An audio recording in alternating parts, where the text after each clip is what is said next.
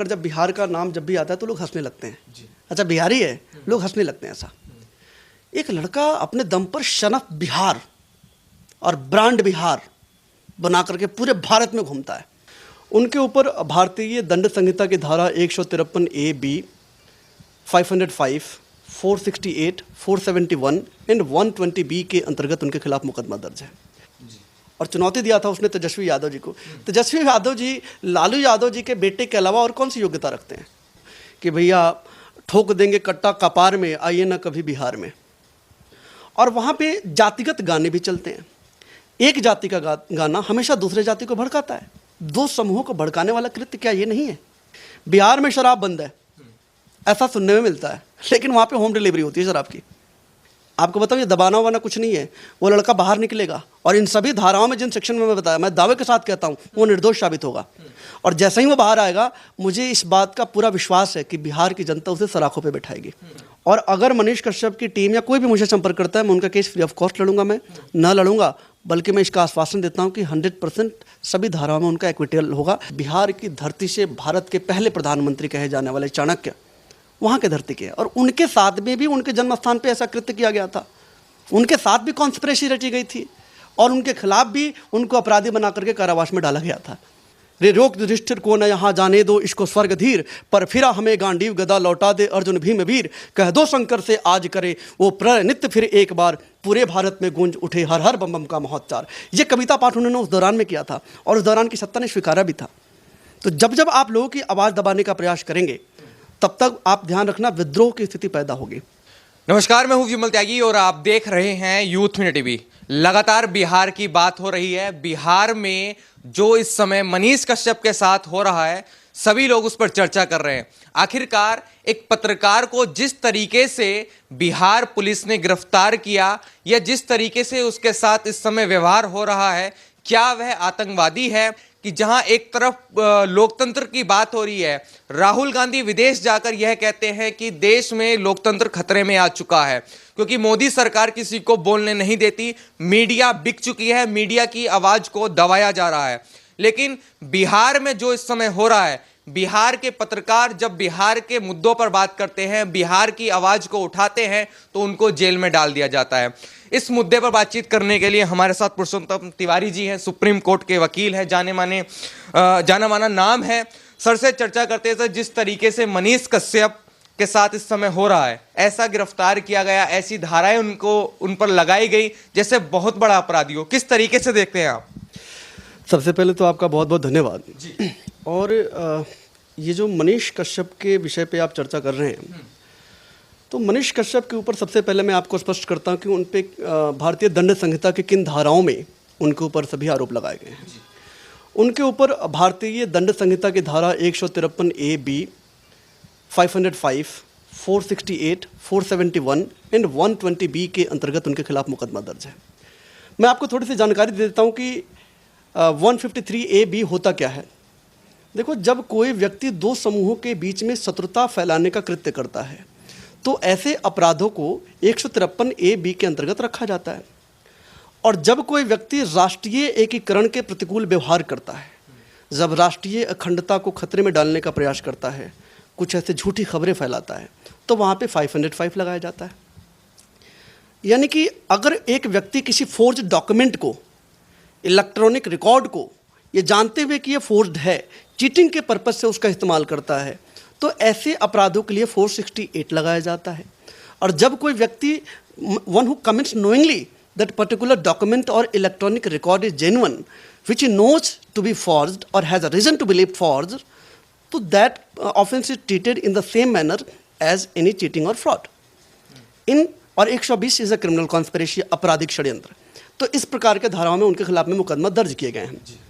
अब आते हैं दूसरा पहलू कि आप जानते हैं कि ऐसा क्या है, क्यों हुआ है। देखो, बिहार के विषय पे आप जानते हो, बिहार के साथ एक उपनाम जुड़ गया है, जंगल राज। एक बड़ी फेमस कहावत मैंने सुनी थी, किसी ने कहा था कि भैया ठोक देंगे कट्टा कपार में, आइए ना कभी बिहार में। आप देखें कि मनीष कश्यप हैं और इनके पृष्ठभूमि क्या है।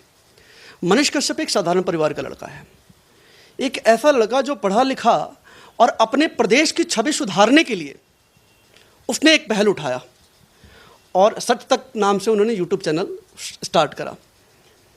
इस दौरान में बिहार में पहली बार ऐसा हुआ कि एक लड़का बेबाकी से भ्रष्टता को लेकर प्रश्न करने लगा, राजनीति के शीर्ष पे बैठे हुए व्यक्तियों से बिना डरे बात करने लगा, उनसे सवाल करने लगा। जाहिर सी बात है, जो लोग जंगल राज बनाकर रखे हैं उन्हें चीज़ें हजम तो होगी नहीं। उनके खिलाफ ये भी सुनने को मिल रहा है कि ऑलरेडी इनके खिलाफ पहले से मुकदमे दर्ज हैं। तो भाई साहब, मेरा प्रश्न यहाँ पे ये है कि अगर उनके खिलाफ और भी बहुत सारे पहले के मुकदमे दर्ज हैं तो आपने उस पर अभी तक कार्रवाई क्यों नहीं किया? आप किस चीज़ का इंतजार कर रहे थे? ये चीज़ें समझने वाला है।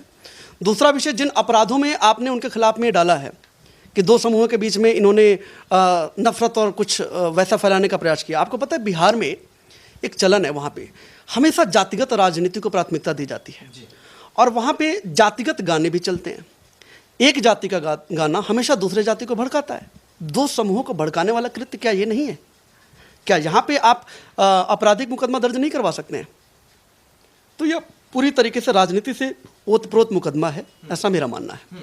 अच्छा, राजनीति से आप इसका संबंध जोड़ रहे हैं, लेकिन जिस तरीके से अभी बिहार के हालात हैं, तेजस्वी उनका कहना है एक तरह से माहौल ये विपक्ष की तरफ से कि मनीष कश्यप की जो भाषा है वो एक विपक्ष की भूमिका निभा रही है।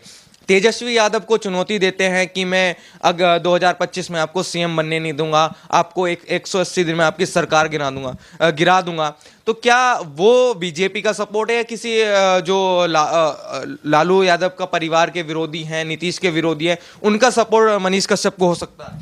मनीष कश्यप किसी पार्टी विशेष का नुमाइंदा या किसी पार्टी विशेष का विरोधी नहीं है। मनीष कश्यप ने प्रश्न करना शुरू कर दिया। आपके भ्रष्टता के ऊपर प्रश्न पूछेगा तो बीजेपी का हो गया, आपके नाकामियों के ऊपर प्रश्न पूछेगा तो बीजेपी का हो गया, आपके शराबबंदी के नाम से किए गए खेल को प्रश्न करेगा तो बीजेपी का हो गया। आप चलिए, प्रत्यक्षम किम प्रमाणम, आप प्रत्यक्ष एक चीज़ देख लीजिए। बिहार में शराब बंद है, ऐसा सुनने में मिलता है, लेकिन वहाँ पे होम डिलीवरी होती है शराब की। कैसे हो रहा है सारी चीज़, ज़रा बताएंगे आप?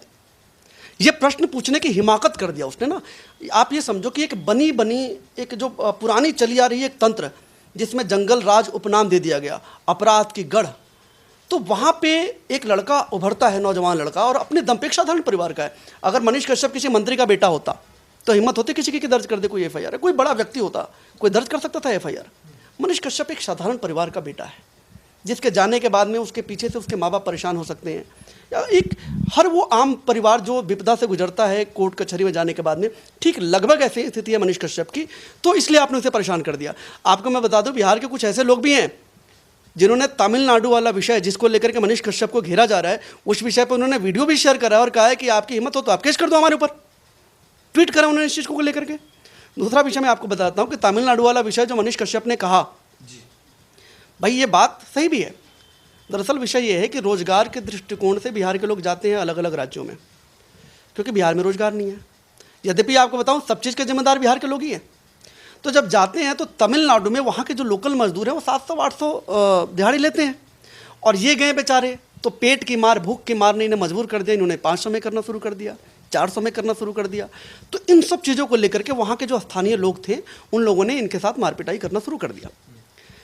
मनीष कश्यप ने जब इसको दिखाया, देखो बाकी बहुत सारे विषयों पे जो जिस पे मैं जानकारी नहीं है मैं बोलूँगा नहीं, लेकिन जो आप जिस वीडियो को लेकर के आप घेर रहे हो, आप एक व्यक्ति को जितना ड्रामेटिक तरीके से आप फंसाने का प्रयास कर रहे हो, भाई साहब समय बदल गया है अब।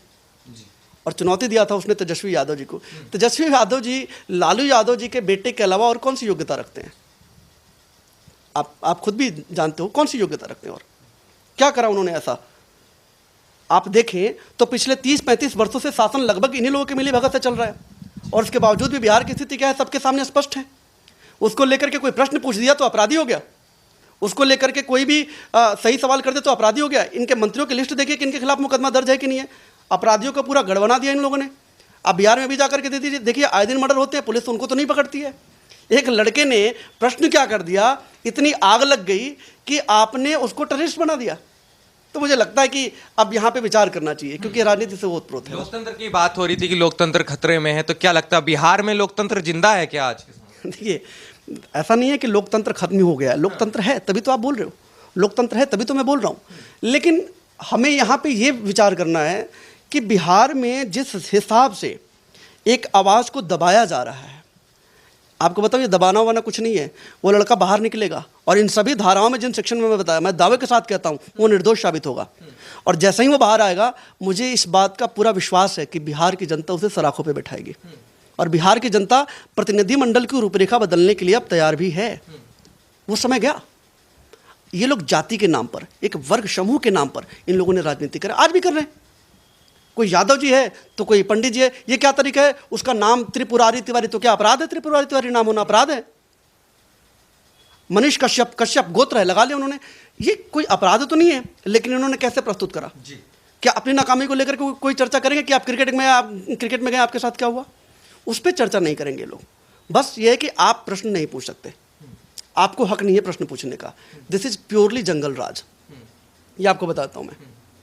अच्छा, ये बताइए, जो फोटो वायरल हुए हैं मनीष कश्यप के जेल के, और उनके खातों के जो फोटो शेयर किए गए कि इनके अकाउंट में इतने पैसे हैं, 42 लाख रुपए कहाँ से आए, तो क्या लगता है क्या दिखाना ही चाहती है सरकार? क्या इतने ऐसा कौन सा अपराध किया जो आप सेक्शन बता रहे हैं, क्या उसमें इतना बड़ा अपराध उन्होंने किया, उनके खाते सीज कर दिए जाएंगे कि अब इन 42 लाख इनके खातों में? आपको क्या लगता है क्या दिखा रही है सरकार ये सब चीज?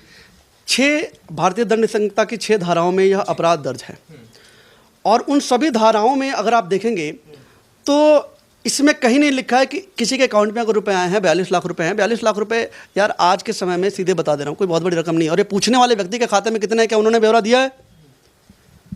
एक सब इंस्पेक्टर, एक दरोगा जी जिनकी तनख्वाह 50,000 रुपये होती है, वो 5 करोड़ की कोठी कैसे खरीदते हैं, कोई बताता है?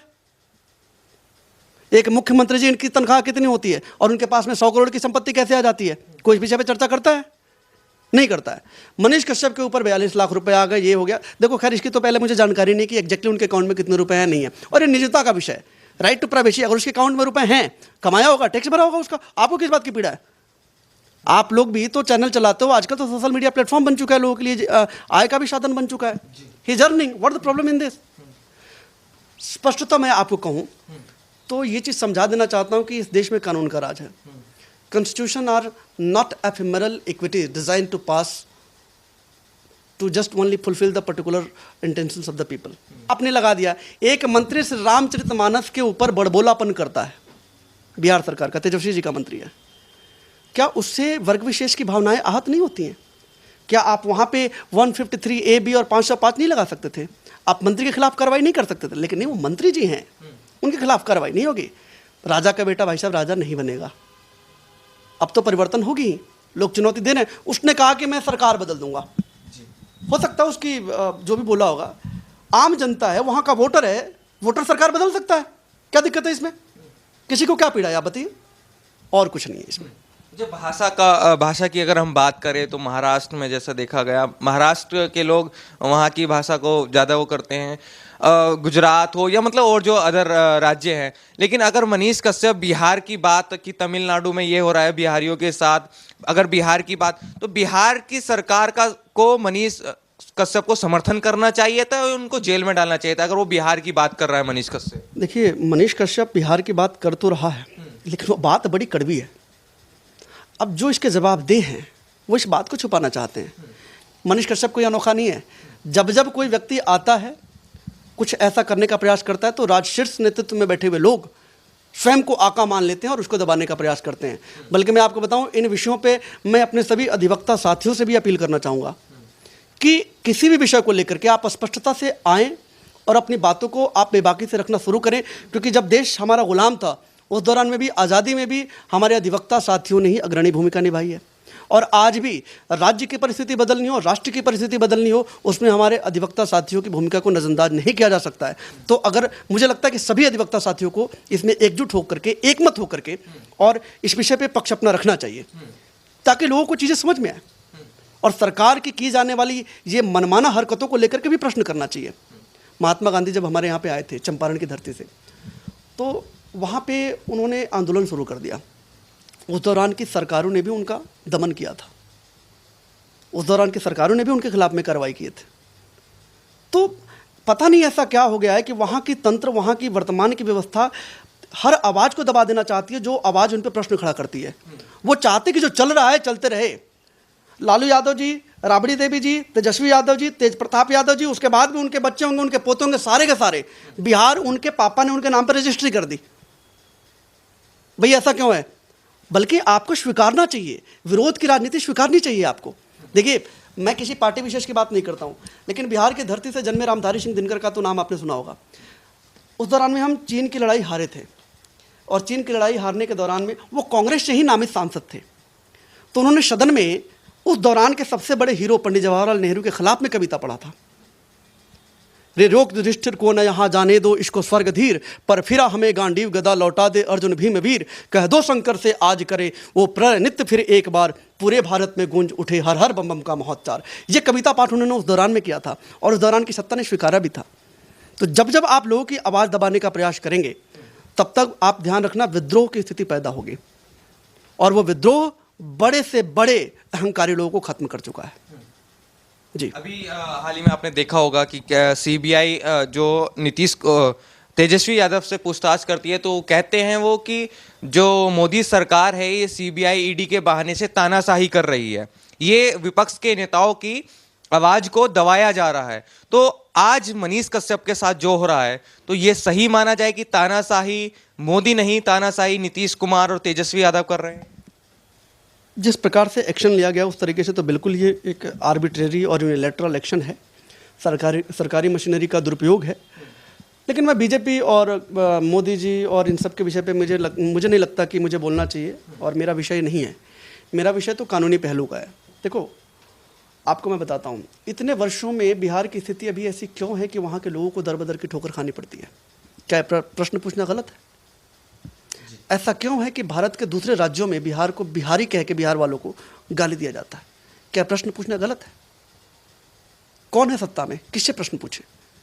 आप ही हो। आपसे पहले आपके पापा थे, पापा से पहले आपकी मम्मी होंगी, मतलब 30-35 वर्षों से तो आप ही लोग हो। मुझे तो समझ में नहीं, नीतीश जी इतने पढ़े लिखे व्यक्ति हैं और वो पता नहीं किस तरीके से क्या कर रहे हैं। मुझे लगता है कि सत्ता में बैठे हुए लोगों को मतांध नहीं होना चाहिए, उन्हें स्वीकार करना चाहिए, कटाक्ष भी स्वीकार करने चाहिए, उन्हें अपने ऊपर हुए प्रश्नों के बौछार को भी स्वीकार करने चाहिए, और अगर आप सक्षम है, योग्य हैं, तो उसका समुचित उत्तर भी देना चाहिए। अगर आप मोदी की तुलना करते हो तो भाई साहब, मोदी ने विरोध भी सहा है, और मोदी के ऊपर आज जितना लोग कटाक्ष कर रहे हैं, आप देख लो ना, हर कोई भी व्यक्ति खड़े होकर के मोदी के ऊपर बोल देता है। क्या करते हैं मोदी जी? फांसी दे देते हैं। तो मुझे लगता है सहनशीलता की राजनीति रखनी चाहिए। और कब तक करवाओगे आप? No one is above the law. जो भी सेक्शन लगाए उसमें देखना आप, सब में एक्विटल होगा, उसका सब में बाहर आएगा निर्दोष। तो निर्दोष हैं 100%, इसमें कोई शक ही नहीं। अगर बाकी जो उनके प्रीवियस जो ऑफेंस है उसके विषय पे मुझे जानकारी नहीं है, लेकिन जो सेक्शन अभी लगाए गए हैं उनके ऊपर 150, 153 ए बी, 505, 468, 471, 120 बी, तो ये सब चीज़ें मुझे लगता है कि इन सब चीज़ों का कोई आधार है ही नहीं। देखो, आप खुद सोचो कि 468 है क्या। मैंने आपको इस विषय पे बताया, मैं लॉ पॉइंट की बात करता हूँ। 468 को कहते हैं कि forgery for the purpose of cheating, means anyone who uses any forged document और electronic record for the purpose of cheating.